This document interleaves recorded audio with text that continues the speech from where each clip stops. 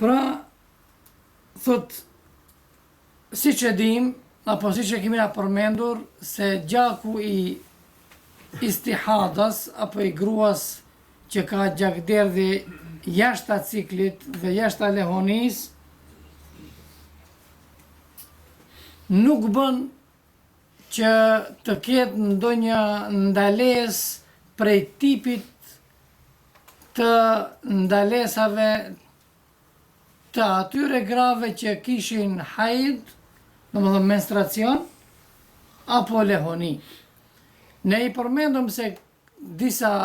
gjëra ata gratë të cilat kanë hajd, domethënë kanë menstruacione, apo lehoni, është në atë kohë, ajo e ka të ndaluar për shembull të falë namaz, të prek Kuranin,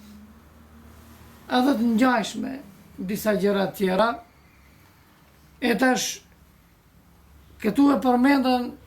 se gjaku i mustahadas, i gruas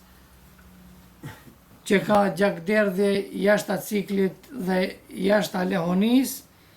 nuk bën që të ndalohen ato gjëra që i ndalohen asaj që është në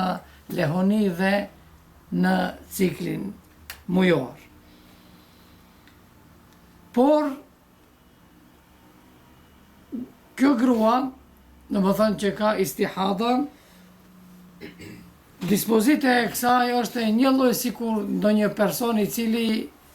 ka gjakderdhje nga hunda,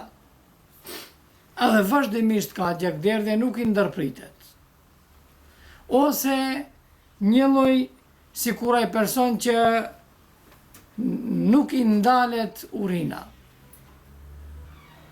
vazhdimisht rrjedh nga pak.